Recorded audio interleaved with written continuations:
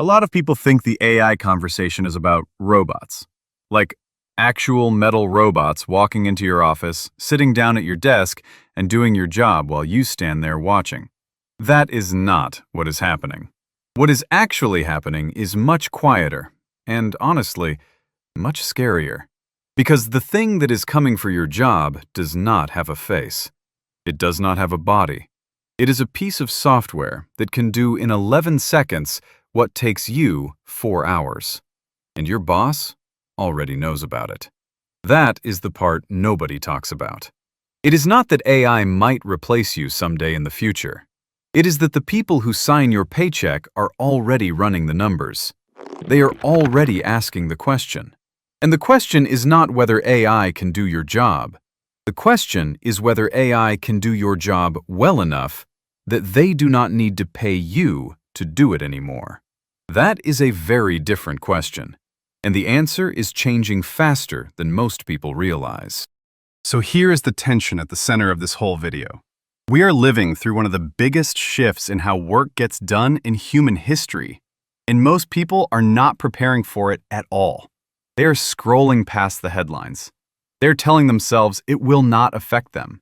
They are assuming that whatever they do is too complex, or too human, or too creative to be automated. And some of them might be right, but a lot of them are going to be wrong. And the problem is, you will not know which group you are in until it is too late. That is what makes this moment so deeply uncomfortable. It is not that the sky is falling tomorrow morning. It is that the ground is shifting, slowly, quietly, steadily. And by the time most people finally look down, they will have already lost their footing. Our caveman has been watching all of this with a very confused look on his face. Because in his world, work was simple. You needed food, so you hunted. You needed shelter, so you built it with your hands. Every task had a clear and obvious purpose, and you either did it or you did not survive. But modern humans have built this incredibly complicated system where you do not actually make the thing you need. Instead, you do a task for someone else, and they give you pieces of paper. And then, you trade those pieces of paper for food and shelter. It is already a strange setup. And now, there is a new tool that can do a lot of those tasks faster and cheaper than you can. And our caveman is sitting here like, so the tool does the work and the human gets nothing? That does not sound like progress. That sounds like a real problem. Let us start with what is actually happening right now, because a lot of the conversation around AI is either overhyped panic or dismissive denial. And the truth is somewhere in the middle, but honestly leaning more toward the serious side than most people are comfortable admitting.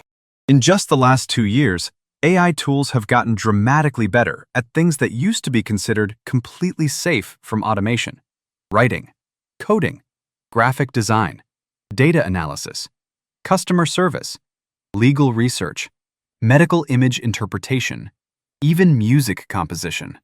These are not factory floor jobs.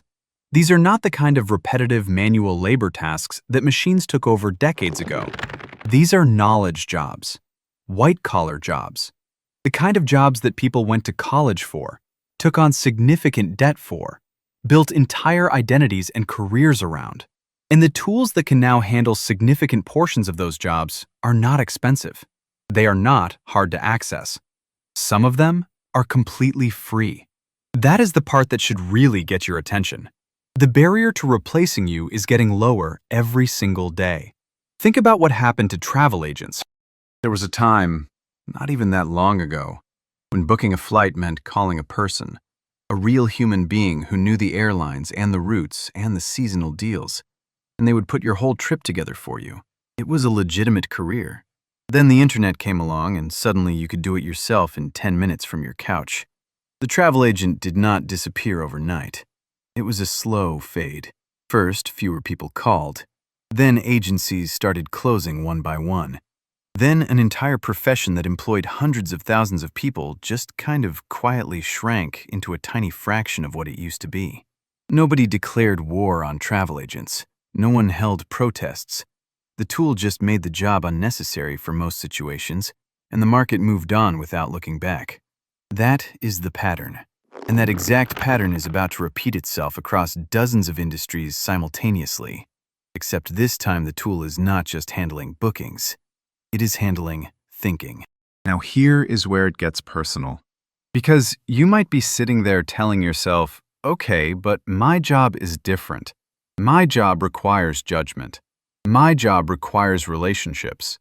My job requires real creativity. And you might be right about that. But let me push back a little. Because a lot of people said the exact same thing 5 years ago about jobs that AI can already do competently today. Copywriters said that. Illustrators said that. Entry-level software developers said that. Paralegals said that. Junior financial analysts said that. They were not wrong that their jobs required genuine skill and training. They were wrong about how much of that skill could be approximated by a machine that learns from patterns. And that word, approximated, is really important here. Because AI does not need to do your job perfectly to threaten your position. It just needs to do it well enough. Well enough for the client who does not want to pay full price. Well enough for the manager who needs a deliverable by tomorrow morning. Well enough for the company that is trying to cut operating costs by 20% before the next quarterly earnings report. Good enough is the enemy here. Not perfection, not brilliance. Just good enough to make someone in accounting ask whether they really need to keep paying your salary. Our caveman finds this part absolutely fascinating, because in his world, if someone in the tribe invented a better spear, a tool that made hunting easier, that was great news for everyone. The whole group ate better. Nobody lost their place around the fire. But in the modern world, when a tool makes work easier, it does not always mean everyone benefits equally. Sometimes it just means fewer people are needed to produce the same output. And the people who are no longer needed do not get absorbed back into the tribe. They get a severance package and a LinkedIn notification that says, your role has been eliminated due to restructuring. The tool gets better, the company gets richer, and the individual gets left behind to figure things out alone. Our caveman would call that a broken tribe. He would look at a society that invents miracles and then punishes the people those miracles make redundant, and he would not understand how anyone thinks that is a reasonable arrangement. But let us not just sit in the doom, because there is another side to this, and it matters a great deal. AI is not only a threat, it is also a tool.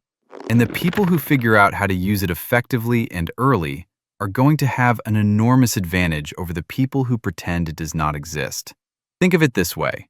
When spreadsheet software was invented, accountants who refused to learn it eventually got left behind. When email became the standard, professionals who stubbornly insisted on fax machines started looking obsolete. Every major technological shift in history creates losers, yes, but it also creates winners. And the winners are almost always the people who adapted before they were forced to, who learned the new tool while everyone else was still debating whether it was real, who saw the wave building on the horizon and started paddling before it crashed on shore. Right now, in every industry, there are people who are quietly using AI to multiply their output in ways that would have seemed impossible 3 years ago. A marketing professional who used to spend 3 full days writing a campaign strategy now produces a polished first draft in an afternoon because AI handles the heavy lifting and they refine the thinking. A software developer who used to burn hours hunting for bugs now has an AI assistant that spots errors in real time and suggests fixes. A small business owner who could never afford to hire a graphic designer now creates professional quality materials in minutes using tools that cost less than a streaming subscription. These people are not being replaced by AI. They are being amplified by it. They are getting more done in less time with better results, and the gap between them and their peers who are not touching these tools is growing wider and more visible every single month. So the real question at the heart of all this is not whether AI is coming for your job. That question has already been answered. The real question is, what are you doing about it right now? And this is where most people completely freeze. Because the honest answer for a huge number of people is nothing. They are doing absolutely nothing. They are waiting for someone to tell them what to do. They are hoping it blows over like a trend. They are telling themselves that their company would never replace them, that their boss appreciates their loyalty, that their specific industry is somehow immune. And maybe some of them are right, but hope has never been a strategy. And loyalty, as much as it should count for something, does not show up on a corporate balance sheet when a cheaper option walks through the door. Here is what our caveman would do if he saw a new and unfamiliar predator enter his territory for the first time. He would not sit in the back of the cave and hope it wandered away on its own. He would watch it. He would study how it moved. He would figure out whether to fight it, avoid it, or find some way to use it to his own advantage. That is survival instinct. And right now, the people who are thriving in this rapidly changing landscape are the ones operating on exactly that instinct. They are not running around in a panic. They are not burying their heads in the sand. They are learning. They are experimenting. They are making themselves harder to replace by combining what machines do well with what humans still do better. And they are doing it now, while there is still a window to get ahead of the curve, not later when the window has already closed. Let me be specific about what adapting actually looks like in practical terms, because vague advice helps absolutely no one. First, learn what AI tools currently exist in your specific field. Not all of AI, just the tools that directly relate to what you do for a living. If you write professionally, learn how to use AI as a drafting and editing partner. If you work with data, learn how AI can accelerate your analysis and surface patterns you would miss. If you manage people or projects, explore how AI handles scheduling, meeting summaries, and routine communication. You do not need to become a machine learning engineer. You need to become the person in the room who knows how to get twice as much done because you understand which tools to reach for and when. Second, invest heavily in the parts of your job that AI still cannot do well. Building genuine relationships, navigating complex and ambiguous situations, reading a room full of people and knowing instinctively what to say and what not to say, strategic thinking that connects dots across domains, emotional intelligence that cannot be faked, creative vision, and I mean real vision, not execution, but the ability to see what should exist before it does. AI is nowhere close to those things. And if you can combine those deeply human capabilities with AI-powered speed and efficiency, you become extraordinarily difficult to replace. Third, and this one requires real honesty, take a hard look at how much of your daily work is routine. Because if 70 or 80% of what you do every day is repeatable, predictable, and pattern-based, that is the portion that is most at risk. The filing, the formatting, the scheduling, the summarizing, the sorting, the copying and pasting, the replying to the same email you sent last Tuesday with a different name and date at the top. That kind of work is going to evaporate. Not all at once, but steadily and irreversibly. And if that routine work is the majority of your job description, then you need to start building new and more durable skills immediately. Not because you are bad at what you do, but because what you do is changing underneath you, whether you want it to or not. There is a bigger conversation beneath all of this that we need to at least acknowledge honestly, which is the question of what society does when a meaningful percentage of jobs can be handled by software. Individual advice is valuable. Learn new skills, adapt quickly, stay alert and ahead. That is all true and all necessary. But at a systemic level, there is a genuine problem building. If AI reduces the need for millions of positions over the next decade, and most serious economists believe it will to varying degrees, then we have to talk about what happens to the people who are displaced. We have to talk about retraining infrastructure, about economic safety nets that actually function, about how the enormous wealth that AI generates for companies and shareholders gets distributed more broadly. Because the current pattern is very clear. The organizations that build and deploy AI are going to accumulate wealth at unprecedented rates. The workers who are displaced by that same AI are going to struggle in ways they did not anticipate. And if we do not actively address that widening gap, we are going to end up with a society that produces more abundance than ever before in human history, but shares it less equitably than ever before. Our caveman would have a serious problem with that arrangement. Because in his tribe, the entire point of building a better tool was a better life for the whole group, not just for the person who happened to hold the tool. So here is where we land after all of this. AI is not some distant future scenario you can worry about later. It is the present. It is already reshaping how work gets done, who gets hired, who gets let go, what skills carry value, and what skills are becoming worthless. And the window for getting ahead of this transformation is not going to stay open indefinitely. The people who adapt now, who learn now, who experiment now, will have choices.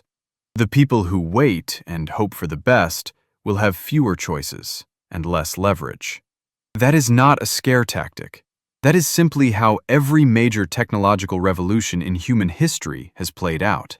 The printing press, the Industrial Revolution, the personal computer, the internet, they all caused massive disruption.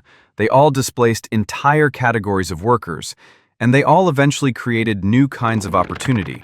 But those new opportunities never went to the people who sat still and waited for the old world to come back.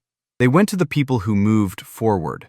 Our caveman has survived every single change the world has ever thrown at him. Ice ages that froze everything he knew. New predators that were faster and stronger. Landscapes that shifted and became unrecognizable. And he survived all of it, not because he was the biggest or the strongest or even the smartest creature out there. He survived because every single time the world changed around him, he was willing to look at the new reality, accept it for what it was, and ask himself one honest question. What do I need to do differently now? That is the only question that truly matters right now. Not whether AI is good or bad. Not whether this transition is fair or unfair. Not whether you like what is happening or wish it would stop. But what are you going to do differently now that it is here? The tool is not going away. The only real question left is whether you learn to use it or get used by it.